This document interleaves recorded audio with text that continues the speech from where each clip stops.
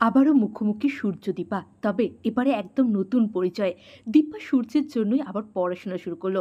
সে medical student হবে, entrance exam দিয়ে সূর্যের মতনই ডাক্তার হবে। ডাক্তারবাবুর সমানে যাবে সে।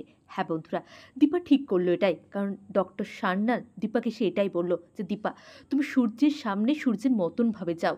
সূর্য যেমনটা চাইছে দেখবে ও সমস্তটা মনে পড়ে যাবে। আর এতে তো করে তুমিও তোমার নিজের একটা আইডেন্টিটি পাবে। তুমি যা ব্রিলিয়ান্ট স্টুডেন্ট, তুমি একটু চেষ্টা করলেই ডাক্তার হতে পারবে। হ্যাঁ বন্ধুরা, অনুরাগের ছোঁয়ার আগামী পর্বগুলিতে আপনারা এমনটাই দেখবেন। চ্যানেল নতুন হলে চ্যানেলটা সাবস্ক্রাইব করে ভিডিওতে অবশ্যই একটা লাইক করে দিন। অনুরাগের ছোঁয়া কিন্তু নতুন রূপে, নতুন রঙে আমাদের সামনে।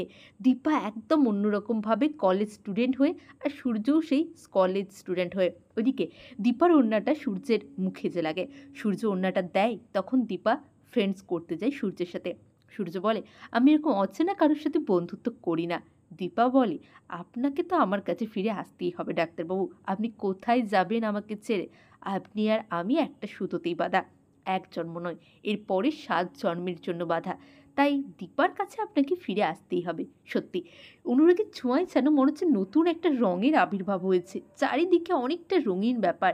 সূর্যকেও যেমন মিষ্টি লাগছে, লাগছে মিষ্টি আমাদের দীপাকে। আপনাদের কেমন লাগছে অবশ্যই কমেন্ট করে জানুন। ওইদিকে টিস্কা, মিশকার বোন টিস্কা তো আবার হাজির। ও কি করবে সেটাই হচ্ছে বড় ব্যাপার। ওর নেক্সট পদক্ষেপ কি হবে? ও তো নিশ্চয়ই সবারই কাছে ধরা তো দেবেই না যে ও মিশকা। তাহলে ও সূর্যের সামনে কি করে আসবে? কারণ দীপা তো বলেই দিয়েছে, মা আপনি দেখবেন ওই টিস্কা বা মিশকা যেই হোক, ও যেমন ডাক্তারবাবুর সামনে না আসতে পারে।